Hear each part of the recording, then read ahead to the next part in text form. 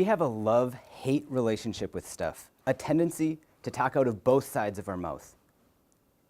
We love to decry consumerism and the materialistic life, while simultaneously demanding granite countertops, higher wages, and when we seek to alleviate suffering, we primarily do so through materialistic solutions.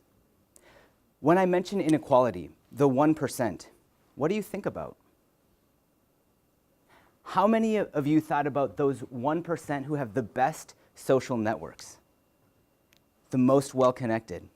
Or what about the 1% most intellectually endowed individuals? Someone ought to bring them down a level or two.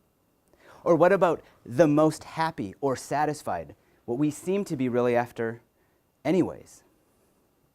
No, if I had to guess, I'd bet most of you thought about wealth, about money. How shallow. And yet, before we get back on our high horse of materialistic derision and decry society as hopelessly shallow, let's take a minute to reflect on what our money has bought us. From antiquity to the late 18th century, the standard of living in all countries, the median standard of living was the same, the subsistence level. Life expectancy on every continent was under 35 years of age, and far more of us carried hookworms than handbags. The astounding growth since then is put most eloquently, perhaps, by economist Deirdre McCloskey. She writes, "If you do not find this growth impressive, I suggest you're not grasping it. It is utterly unprecedented. It dwarfs the impact of the invention of agriculture. It means that your great-great-great-grandmother had one dress for church and one for the week if she were not in rags. Her children didn't attend school and probably could not read. She and her husband worked 80 hours a week to provide a diet of milk and bread. They were 4 inches shorter than you. And the scope of life expectancy was radically narrowed and still is to this day for countries that haven't experienced modern economic growth." Or take health. This is a picture of Kelvin Jr., son of then-President Calvin Coolidge. One day he went and played tennis at the young age of 16 years old. He failed to wear socks and acquired a small blister. Several days later, he acquired an infection and later died of it. Despite access to the best of medical care, there was nothing to be done. And yet the antibiotics of today could have easily resolved this. Or take light. In 2000 BC, our best estimate is that it took 8 hours of labor to provide enough oil to light a lamp like this one for 10 minutes. The ability to work, read, and play outside the providence of natural light was prohibitive to everyone except the most elite in society.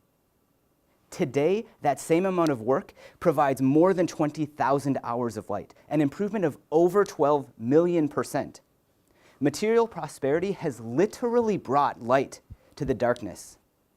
And yet, even as we find ourselves dazzled, we live longer, more light, more comfortably, more handbags, less hookworms.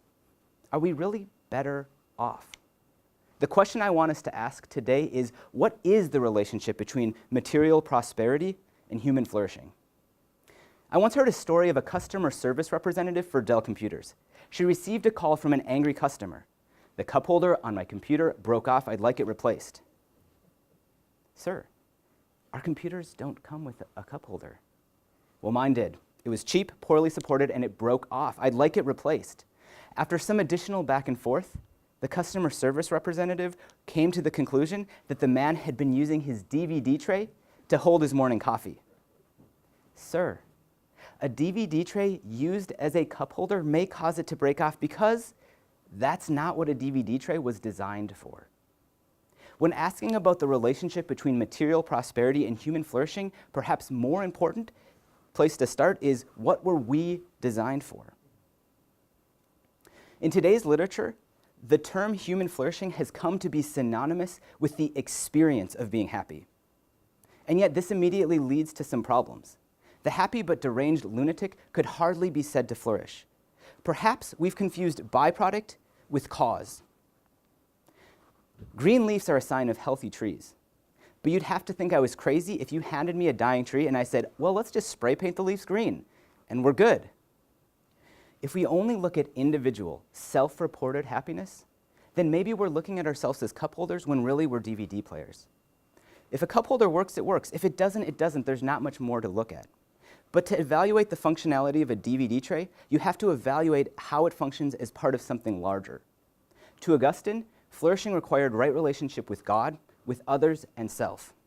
When Jesus was asked by the lawyer what one must do to inherit eternal life, he suggested that it required loving God and loving neighbor as self. He repeated this in Matthew and Mark, where he points to loving God and neighbor as the first and second greatest commandments. Unfortunately, the majority of the empirical literature on this topic seems to substitute happiness or satisfaction with flourishing. But all isn't lost. If these things truly are byproducts of flourishing, then maybe we can look to them to point us in the right direction. Now, it turns out there's a lot of things that make us happy or are correlated with happiness. But if there's one that consistently comes up as most important, it's relationships. One recent empirical study tests a host of different variables and finds the strongest correlation with low levels of life satisfaction and happiness is being alone, not associating recently with family or friends. Another incredible multivariate, longitudinal, 80-plus year study that continues to this day has had two different study directors. They studied both the qualitative and quantitative data, and independently they came to the same conclusion, that strength of relationships is probably most predictive of a host of positive life outcomes, including happiness. Well, what about the material prosperity literature? Perhaps the most well-known result in this literature is referred to as Easterlin's paradox, and here's the basic idea. At any point in time, in any particular country, people surveyed with higher incomes tend to report higher average levels of happiness than people with lower incomes. You might think then that all we have to do is increase GDP per capita and everyone would be a bit happier. But that's where the paradox comes in. If we look over time as a country's income increases, there doesn't appear to be an increase in corresponding levels of happiness. Case in point, in the United States, GDP per capita over the last 4 decades has more than doubled. But corresponding levels of self-reported happiness have stayed flat or slightly declined.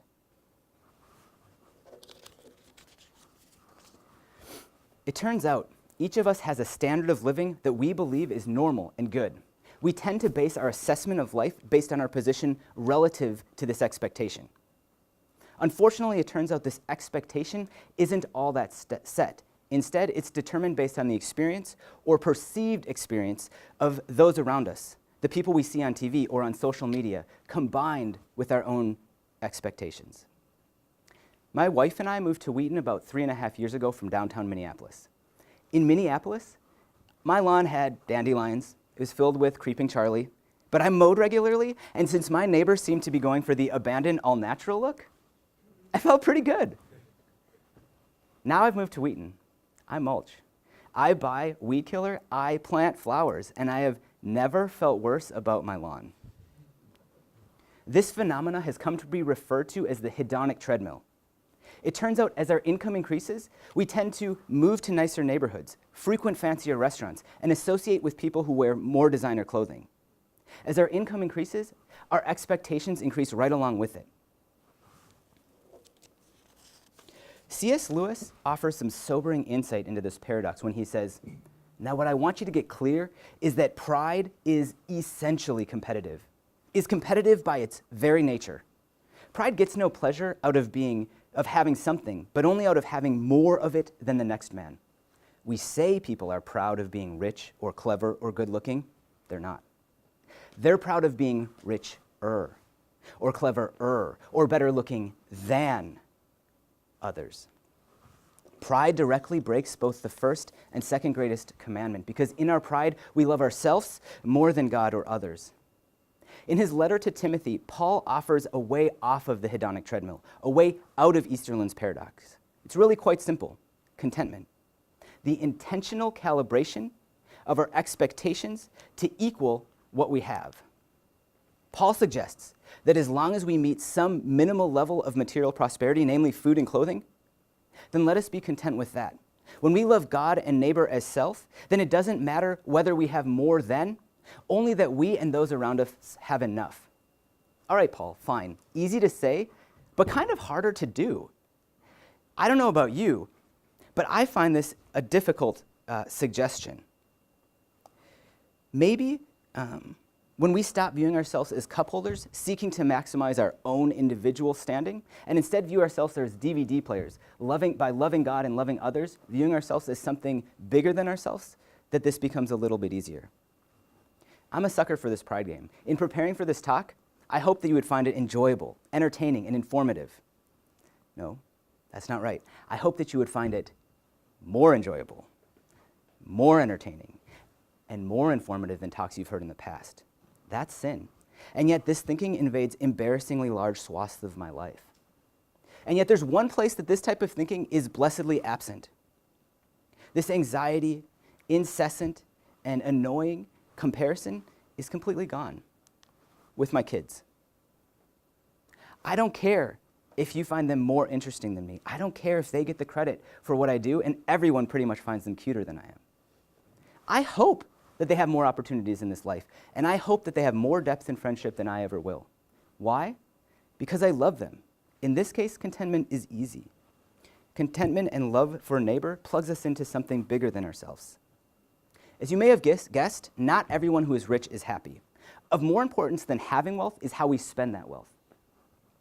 People who spend their income on others tend to have higher levels of life satisfaction and happiness than people who spend on themselves. What you would have bought probably wouldn't have made you happy anyways. But when we give our wealth to others, it tends to silence the siren's call to constantly accumulate, while simultaneously increasing our connectedness with and love for others. And it's relationships that we really see increases in levels of happiness. Now, returning to Luke, when the lawyer asks for clarification as to who constitutes one's neighbor, Jesus responds with his famous parable of the Good Samaritan. In that story, Jesus speaks of a Samaritan as the protagonist who demonstrates sacrificial love for a man beaten, robbed, and left for dead. Notable to our conversation is the way this love is displayed. This man loves via his material prosperity, his oil and wine, as well as his wealth in paying for multiple days at a nearby inn. The use of material possessions as a means of loving others is repeatedly employed by Jesus in response to an inquiry of how one obtains eternal life. This is stated more directly by Paul in 1 Timothy 6. In the latter half of the chapter, we find Paul providing advice to the wealthy in Timothy's congregation. Perhaps surprisingly, Paul states that the material prosperity of the wealthy come from God, who richly provides us with everything for our enjoyment. If we decry wealth as evil, that puts us in a dicey spot, since apparently that wealth came from God. How then are we supposed to spend or use that wealth? Well, Paul commands the wealthy to do good, to be rich in good deeds, and to be generous and willing to share. Strikingly, this advice aligns almost perfectly with the happiness literature. But of clear deviation is Paul's intent or purpose. Like Jesus, Paul is talking about the eternal, not about present happiness. In this way, he goes on to say, they will lay up treasure for themselves as a firm foundation for the coming age, so that they may take hold of the life that is truly life. True life is found in loving God and others, not in seeking to accumulate wealth or happiness. Two examples in a row suggesting that material possessions in this life can somehow be used to flourish in the next. You could try to live your life as a stuff holder, store up treasures on earth, and that may function for a little while. But by yourself, you're weak, poorly supported, likely to break off. Customer service suggests that you plug yourself into something bigger. Put your treasure with God and others. Store up treasure in heaven, for where your treasure is, there your heart will be also. So what is the relationship between material prosperity and human flourishing? Well, I think the answer to that question lies in your answer to this one. Are you concerned about having more than? Or are you seeing yourself as part of something greater? Thank you.